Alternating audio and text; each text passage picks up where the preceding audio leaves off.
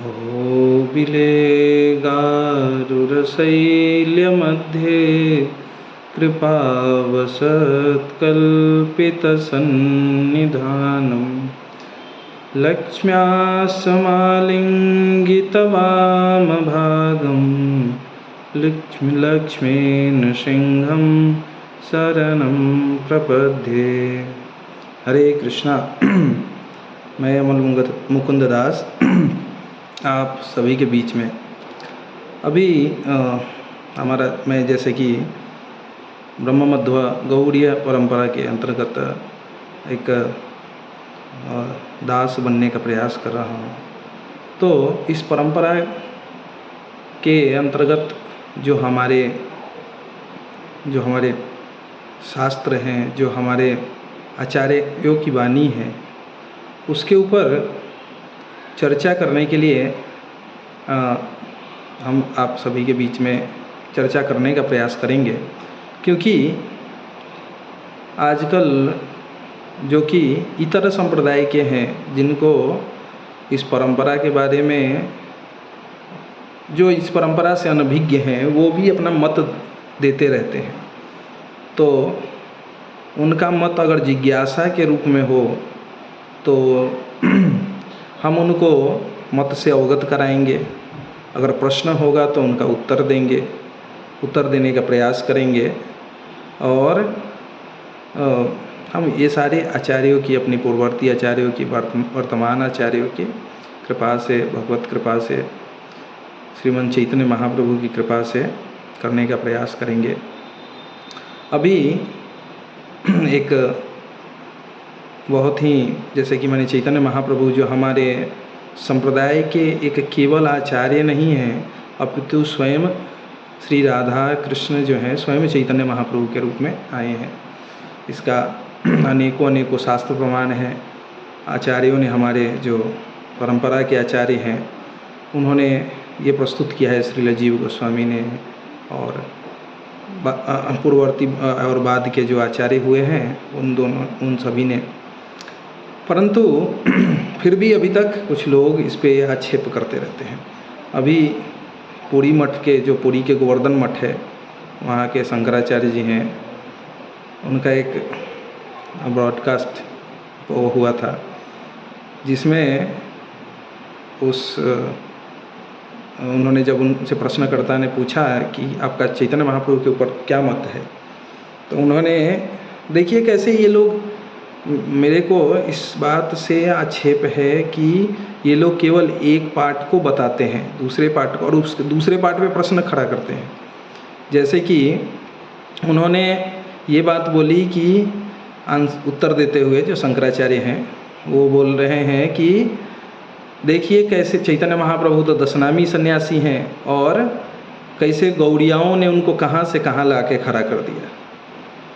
तो क्या वो इस बात से अनभिज्ञ हैं कि चैतन्य महाप्रभु जो हैं, जो उनका दीक्षा जो हुआ है, जो उन्होंने दीक्षा, जो उनके गुरु हैं, वो श्रीपाद ईश्वरपुरी हैं, जो कि श्रीपाद माधवेंद्रपुरी के शिष्य हैं। और जो माधवेंद्रपुरी हैं वो श्री लक्ष्मीपति तीर्थ के शिष्य हैं। और ये लक्ष्मीपति तीर्थ मध्व सन्यासी हैं, है ना, मध्व संप्रदाय के वैष्णव हैं, सन्यासी हैं। तो क्या इस पार्ट के ऊपर उन्होंने, पहला चीज़, या तो उनकी अनभिज्ञता ये कारण हो सकती है, या दूसरा कारण ये हो सकता है कि वो जानबूझ के ऐसा कर रहे हैं।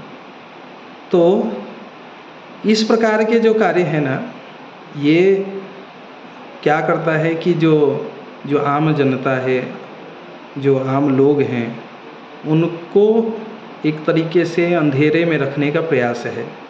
तो हमारा यही कहना है कि चैतन्य महाप्रभु, उन्होंने सन्यास, भारती जो दशनामी सन्यासी में से एक परंपरा है, भारती, केशव भारती जी से उन्होंने लिया था। परंतु अगर आप चैतन्य महाप्रभु के समकालीन जो ग्रंथ हैं, समकालीन जो वैष्णव हैं, उनके द्वारा रचित जो ग्रंथ हैं, चाहे वो चैतन्य भागवत हो और चैतन्य चरितामृत हो, उन सभी में चैतन्य महाप्रभु ने किस प्रकार से अपने गुरु परंपरा का वर्णन किया है, उन्होंने बताया है। उन्होंने ईश्वरपुरी पाद का गुणगान किया है, उन्होंने लक्ष्मी माधवेंद्रपुरी पाद का गुणगान किया है और मध्वा परंपरा का के बारे में बताया है। और महाप्रभु के समकालीन ही जो हैं महाप्रभु के पार्षद हैं शिवानंद सेन और उनके पुत्र कवि कर्णपूर्ण, उनके द्वारा रचित जो गौड़ गणोदेश दीपिका है उसमें उन्होंने भली भांति ब्रह्मा जी से लेकर मध्वाचार्य जी से होते हुए चैतन्य महाप्रभु तक के परंपरा का वर्णन किया है। और मुझे जहाँ तक कि पूरी शंकराचार्य इससे अनभिज्ञ नहीं है ना, परंतु उनको इस तरीके का वक्तव्य देना नहीं चाहिए। जैसा कि दशनामी सन्यासी की बात है तो सन्यास परंपरा जो है वो किसी का संप्रदाय जो है वो डिसाइड नहीं करता है। अगर हम देखें तो मध्वाचार्य जी जो हैं तीर्थ जो है ये भी दशनामी सन्यासी हैं, तो शंकराचार्य क्या कहेंगे क्या कि मध्वाचार्य जो हैं वो दशनामी संप्रदाय सन्यासी हैं, वो सांकरी हैं, अद्वैती हैं? बोलेंगे वो? नहीं बोल सकते। क्यों?